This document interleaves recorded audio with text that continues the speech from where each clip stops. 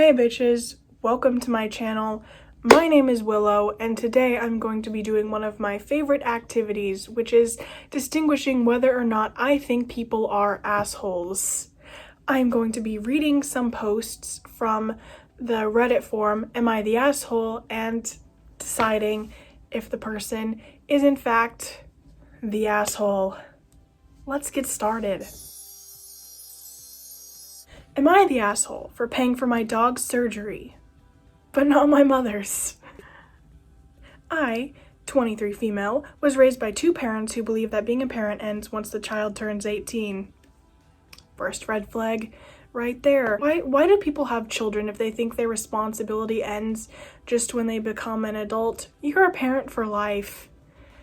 Oh boy. The moment I turned 18, I was forced to pay rent and for all other costs associated with my survival, if you will. I ended up moving out until I graduated high school and moved into my college dorm. Me and my parents have monthly contact, but nothing deep or below surface level. Okay, so they're not close whatsoever. My mother has a mass that needs to be removed and I believe is cancerous. My parents have good health insurance, but will still have significant out-of-pocket costs. My father called me and told me that they needed help with the money. Of course. The whole, she's your mother and we do the same for you talk. I did want to help, but told him that I didn't have the money readily available, only in my savings, so I didn't end up contributing, and they got a loan, I believe. Last week, my dog needed surgery to remove a foreign body she swallowed. It happened so fast I ended up using a large chunk of my savings to pay for it. My father found out and called me awful names and said I'd rather let my mother die/be in debt and put an animal's life over my own mother. I didn't agree and have been ignoring his calls since, but other family members are messaging me because they think I don't care if my mother lives or dies. Oh boy, there's a lot to unpack here. First, I don't think they're the asshole for wanting to keep their savings, especially for parents who don't seem to really give a shit. Once they turned 18, they're kind of just like, yeah, you're on your own, see ya. And now they're wanting to take a chunk of that money that they made themselves because they suddenly need it. Here's the takeaway from this.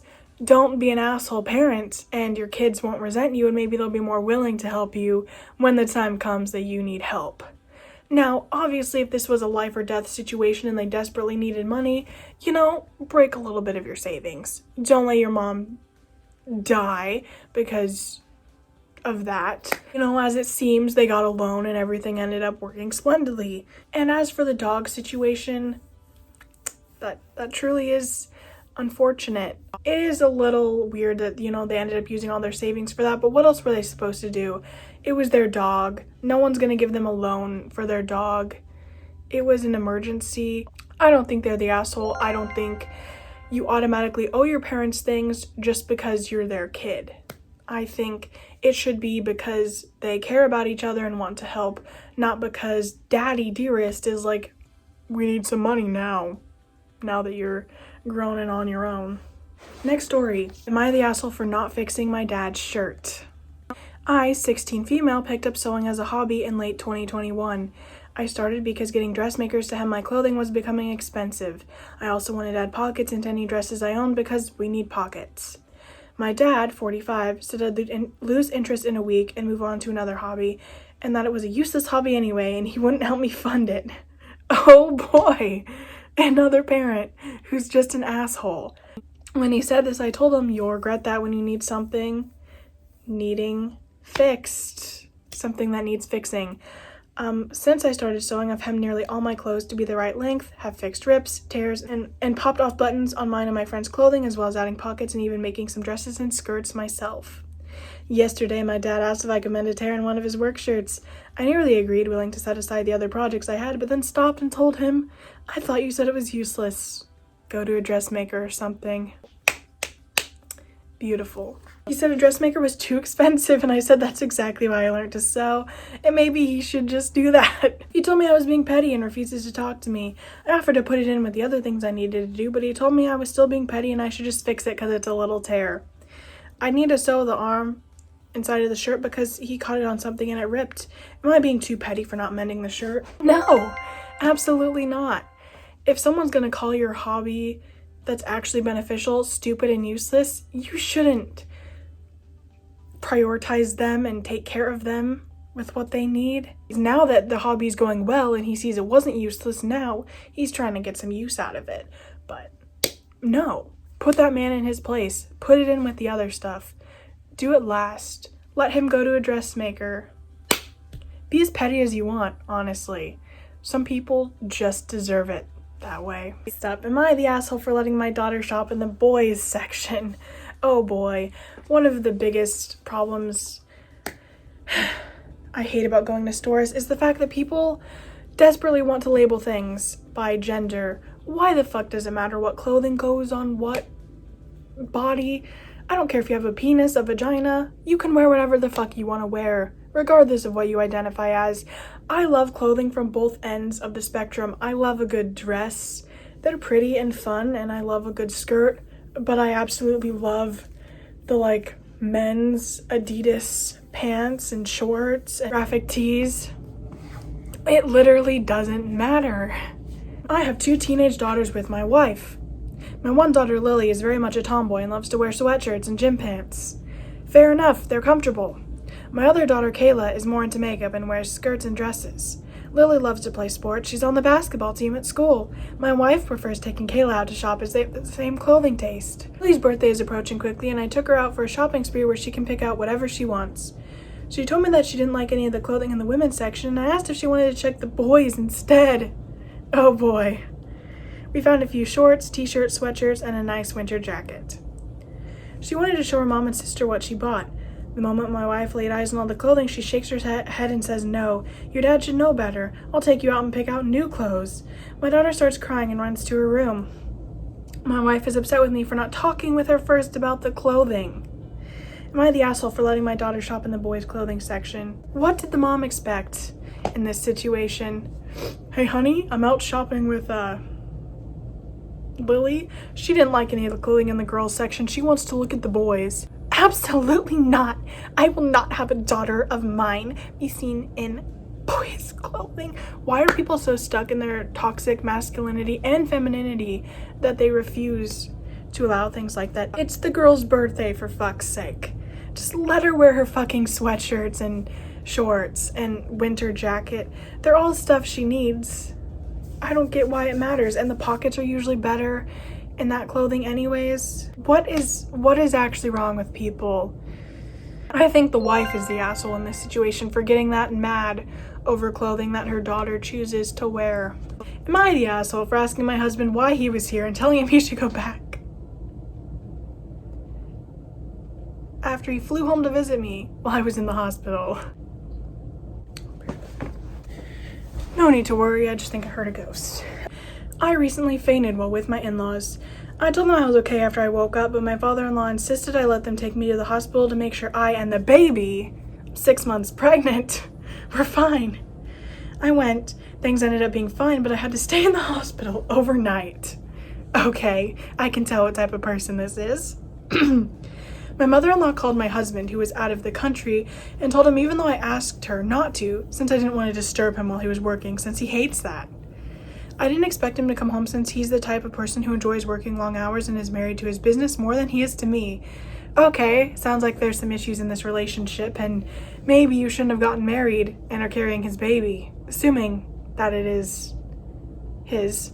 It's been a sore spot for me since I've gotten pregnant, since I've become more needy and clingy, but he hasn't been willing to spend more time at home or work less and let other people handle things for him, so we had been fighting over it, including the night before I fainted. I was having a nap when he got here, and when I woke up I was really confused to see him since I didn't expect him to come. I asked him why he was there, and he frowned and asked me what I meant. I told him I thought he was working, and he told me he had been, so I asked him again why he was there. Oh dear God. You wake up. So she wanted more support from her husband. And then her husband gave her more support. Showed up there. Now she's mad. He asked me if it wasn't obvious why he was there and that he'd come to see me to make sure I was okay. I told him he didn't need to come and that I was fine and he should go back and finish his work. Oh my God. He got visibly He got more visibly upset as we spoke to each other. We were at the beginning of an argument before he told me we shouldn't be doing this right now and tried to change the subject. Despite changing the subject, he was still visibly upset with me and has been for the last few days. Am I the asshole? Yes. Yes. You are the asshole. I can't believe situations like this happen where people genuinely believe that they're in the right.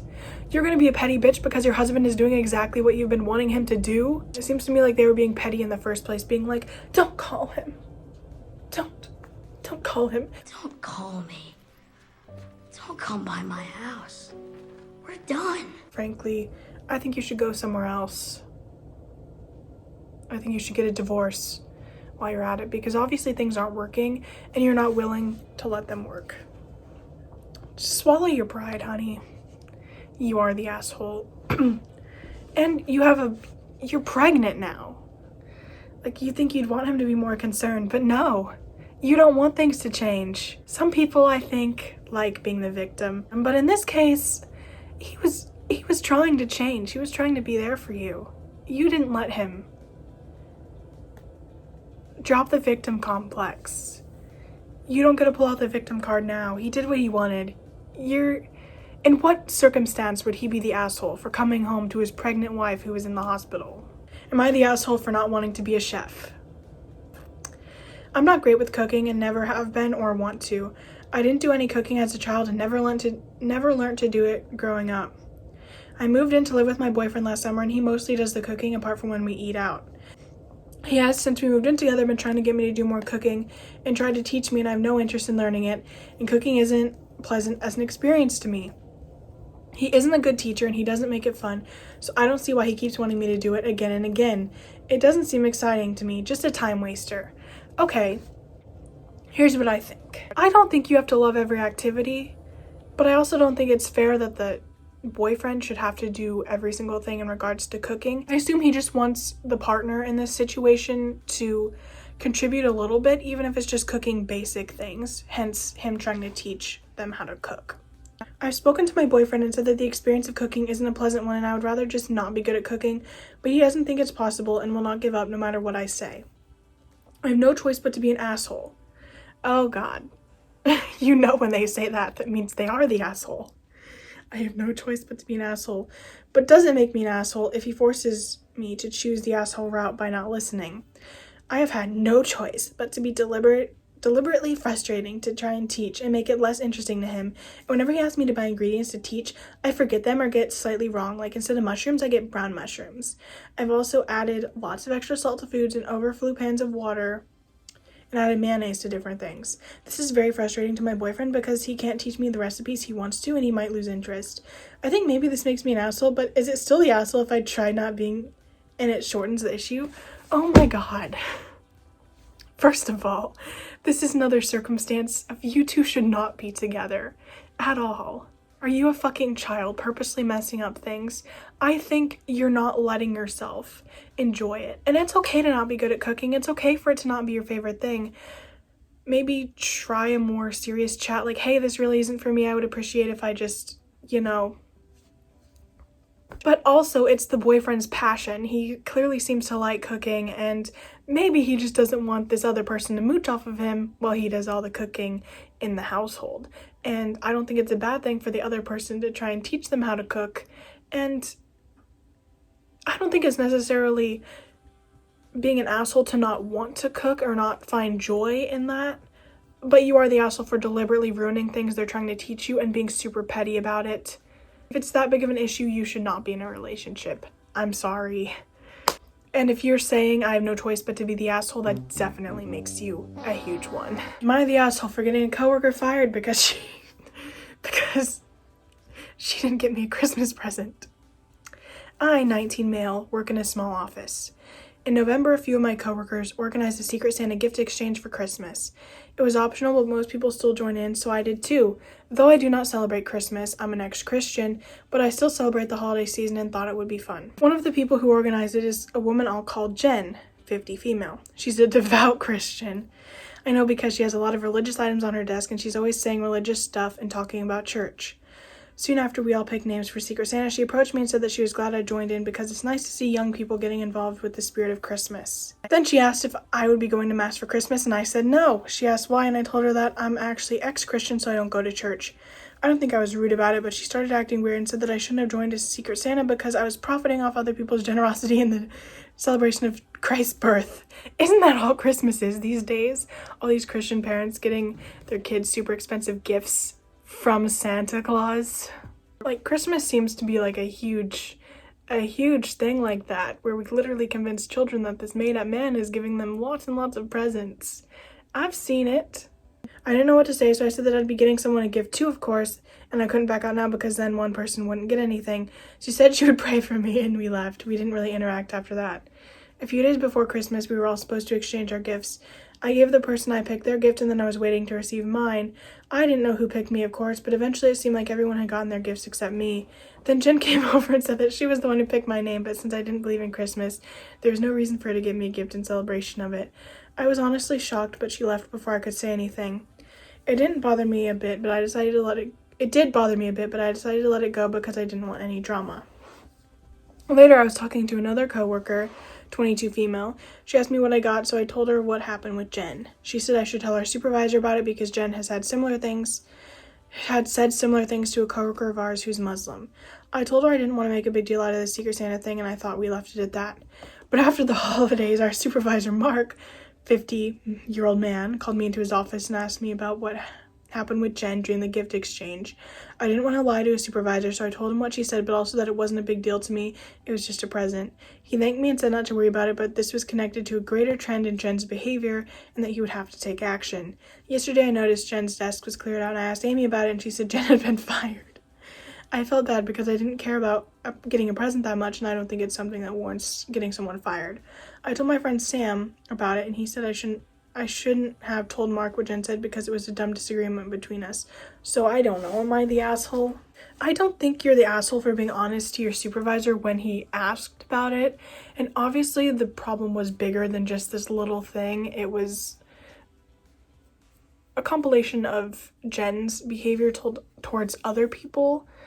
And it seems like her issue in general is just people who don't follow the exact same religion as her. And she was being a petty bitch, and she kind of deserved to be fired. Sorry about it. So no, you're not the asshole. Jen is. Okay. Let's do one more post. Am I the asshole for telling a student I don't care? Hello, throwaway account because I'm a teacher and can't have my name attached to this post. I teach 7th grade at a Catholic school. I don't teach all their classes, but I do teach math, religion, English, and social studies to my class. I have this student I'll call Chrissy. She is a handful. She's a smart girl and usually does well on tests, but she's extremely dramatic. I've been having a lot of issues with her when it comes to late assignments. I do accept late work, but 10% is taken off each day late until they fail the assignment. Obviously, there are certain circumstances that students can turn in late assignments without penalty. Chrissy has been turning in assignments late all year and going on some sob story about why she couldn't get it done in time. I've been giving her full credit, but every time my patience is getting thinner. It's her grandma's sick, so she was visiting in the hospital. Her dog ran away, so she was out all day looking. Her uncle is sick in the hospital. Her mom got stuck at work, so she had to spend all day babysitting her siblings. Her dad got mad at her, which sparked an anxiety attack, and she couldn't do the homework. You get the picture. These are all excuses she's used. There's even more. I feel bad, as I think she's getting a lot more leeway than the other students. Today we had a pop quiz on a reading assignment from last week. This is a normal thing we do on Mondays to test who read last week. After the quiz, Chrissy came up to my desk as the rest of the kids headed to another class. So the grandma of her best friend growing up passed away. She was having a very rough time, so Chrissy basically spent the entire week with her after school. And she couldn't get the reading done. She admitted to probably flunking the pop quiz and wanted to retake it later in the week.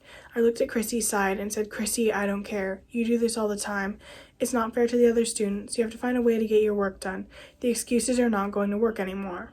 She started to tear up and plead with me. I told her if she is really having these serious issues so frequently, we can have her parents come in for a meeting to figure out what we can do. She insisted that wasn't necessary and she can't get her parents involved. I told her that's her only option. Either she get the work done on time or we sit with her parents. She left the room while yelling that people like me are the reason her generation has so many mental health problems because we don't understand their struggle.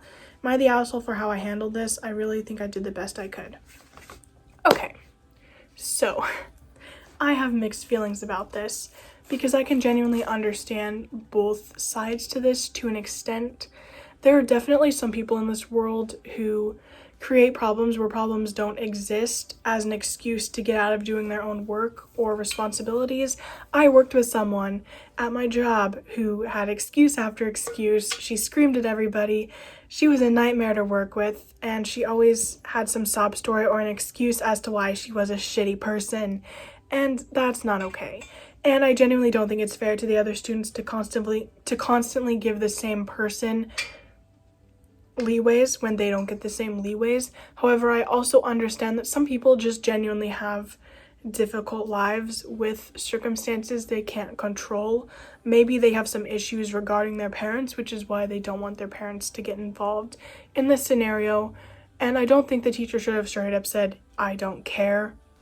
But I do think the teacher should have sat down and had a conversation like, "Hey, you do this shit all the time, Chrissy. This isn't fair to the other students. We need to work something out." If Chrissy genuinely is having this much problems, maybe talk to the other teachers, see if there's these issues in the other teachers' classes as well, if she has classes with other teachers. See if it's just something she's trying in this class because she knows at this point that she can get away with it. I would at least set some rules and expectations, like, you have to have this done by this, or, I wouldn't just let her get a free pass whenever she says something is wrong, because that isn't fair to other students. You don't know if other students would be having anxiety or dealing with similar issues. They just don't come with a sob story talking about it. But sometimes it is hard, without knowing the people personally, it's hard to say whether this person is genuinely struggling or if, they're just giving a hunk of bullshit off the block so they don't have to do their schoolwork, because I could easily see it going either way, because some people really do just think a sob story can cure any problem the world has to offer. I don't think the teacher is necessarily the asshole in this situation, but I think maybe she should have gone about it a little better before straight up saying, "I don't care," to as a student. I do know that mental health issues are very, very serious, but I also don't think the mental health card is something you can just pull out and use as an excuse to not have to do anything in life whatsoever. And I kind of agree with the teacher to an extent. If the issues are that severe, she should have a talk with somebody and figure something out for her classes rather than just coming up with a sob story every single time. That is going to be all for this rendition of Am I the Asshole? Peace out.